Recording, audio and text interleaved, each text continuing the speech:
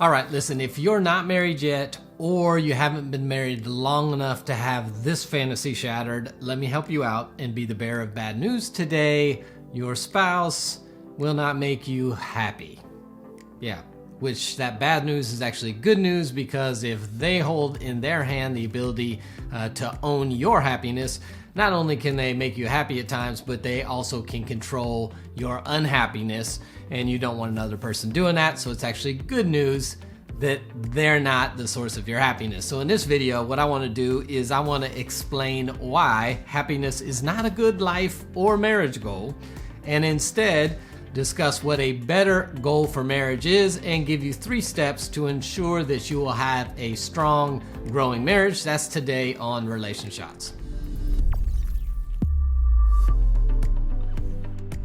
Hey, welcome to Relationshots. My name's Eric Wooten. If this is your first time hanging out with us, welcome to the place to get practical relationship advice that actually works in your relationship, if you can imagine that. If you've not already done so, go ahead and click the subscribe button and the bell notification so you don't miss upcoming videos. If you want a free guide to intimacy, you'll see the link in the description area below. If you need a place to work and grow your marriage, our marriage membership is exactly what you need. I don't know why you're trying to do marriage on your own when you can do it in the context of community of other couples and have access to resources and videos and worksheets and things that will help you grow your marriage. Check out the link below for that as well. All right, let's talk about this myth of happiness in marriage.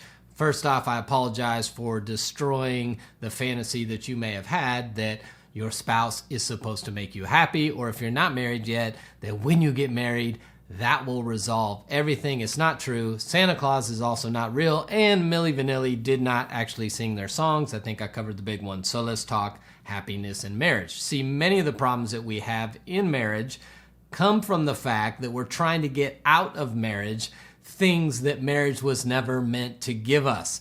And so what happens is when you're missing something in your life, you try to get that out of your spouse or out of your marriage, and you put undue pressure on them that they were never meant to bear, nor can they actually fulfill in your own life. So let me give you a principle for marriage that will always ring true. You can take this to the bank. Growing people create growing marriages. If you want your marriage to grow, grow yourself.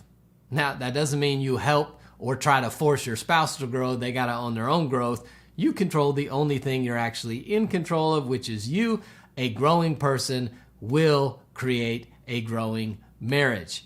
If not, what's going to happen is people who have something missing in them will look to the marriage to get that thing fulfilled, and it's never going to happen. If you are lonely and unloved, marriage will give you some love, but it will never fill the empty hole that you're trying to fill with it, and will create undue pressure in the marriage. You'll be frustrated, your spouse will be overwhelmed, and you will not get what you're looking for. An unorganized an undisciplined person is not going to all of a sudden become disciplined, structured, and organized because they married somebody who is great at both. Now, we often think that, hey, listen, I lack confidence, I lack organization and structure, they have a ton of both, let me marry them, maybe I'll get some transfer to me. But what really happens is the weaker partner gets dependent on the stronger partner. The stronger partner often gets resentful of the weaker partner or begins to control the weaker partner, and you don't end up with a healthy, growing, strong marriage. So the way you grow your marriage is you grow yourself. And here's the deal. Growing people are actually attractive. You will become more attractive to your spouse if you're growing. Listen, if you're growing in hope, you now can offer hope to your spouse in a way you couldn't. If you're growing in compassion, you now can be more compassionate towards your spouse. If you're growing in grace, you can now be more gracious towards your spouse. So whatever the thing you're growing in, you now have the ability to offer it to your marriage and to your spouse, which will create a better marriage, because growing people create growing marriages. So if you feel like either your spouse is trying to get stuff out of you that they're supposed to be owning themselves, or if you now recognize, listen, I've been trying to beat them, push them, pressure them, criticize them, control them in order to get something that is missing in me that I think they owe me, and now I realize I need to work on that myself, let me give you 3 steps to begin working yourselves towards a growing marriage. Hopefully, if you're married and you're watching this with your spouse, the two of you can do these 3 things together, and this will ensure that you continue to have a growing marriage. Step number 1 is ask your spouse, do you feel the burden for my happiness? And listen honestly. Express to one another if you feel like, yeah, I feel like you do put a burden on me for your happiness, that I sometimes feel like I can't do enough to make you happy, and then I spend all my energy trying to make you happy instead of putting that energy into me growing and growing our marriage. And if so, talk about what we need to release each other from. Maybe you need to apologize for putting an undue burden on them, but make a commitment to release each other from the burden of one another's happiness. That's step number 2. Number 2 is commit to a personal growth process. Now, both of you come up with some things that you can do to grow yourself. Maybe it's attend conferences, maybe it's go to counseling, maybe it's read some books, maybe it's watch some videos, maybe it's join a marriage membership where you've got a commitment and accountability and resources to grow your marriage. But come up with a growth plan for each one of you. Commit to that growth plan. What are you going to do personally to grow? And what are you going to do together to grow the marriage, so that you're not expecting the other person to be your growth facilitation and to ensure your happiness? And then number 3, encourage and support one another in the process.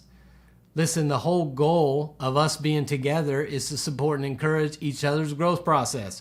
I promise you, if you spend some of the energy that you spend on conflict, trying to get from them what you think they owe you and you think you deserve from them, and put that energy into growing yourselves, there will be some things you no longer need to require of them that make conflict disappear simply because you're getting healthier and growing yourself. And listen, this is not a contest, a comparison, or a competition. Our tendency is we do one thing to grow, and then we look at our spouse and go, why are you not doing the same thing I'm doing to help me grow? I've been doing this for 6 months and I've grown and you're not doing. Listen, we all have different capacities. We all have different abilities. We all have different emotional maturity. We all have different pasts and different areas of woundedness. And so we will not grow in the same manner. Even 2 people doing the exact same thing will probably not have the exact same growth process. What took you 6 months may take them 6 years. Yeah, you need to be patient. So we encourage and support one another in the growth process, and we celebrate moments of growth, or sometimes we just celebrate actions taken towards growth, even though we have not yet seen the growth. Why? Because growing people create growing marriages. So those are 3 steps to help you evaluate, have you been expecting your spouse to provide something for you that you're supposed to be providing for yourself through your own growth process? And our growth process will require us to do different things, to get different resources in our lives, and often surround ourselves with different people, because we can't do the growth process by ourselves. You need good people around you. You need good resources in your hands in order to grow individually and to grow in your marriage. So drop a comment in the comment section below. Let me know what you do to grow yourself and how your personal growth has maybe helped your marriage, or where you notice, you know what, I need to make some changes. I need to quit depending on my spouse for this thing. Find that myself, and it will grow our marriage. Again, if you need a place to grow your marriage, I promise you, the community inside our Altered Marriage membership is the place that you need to be. It's a low cost. It's not a whole lot of commitment. You just need to be active and intentional. Get around some good people, and I promise you your marriage will grow. Until next time, I'll see you right back here on Relation Shots.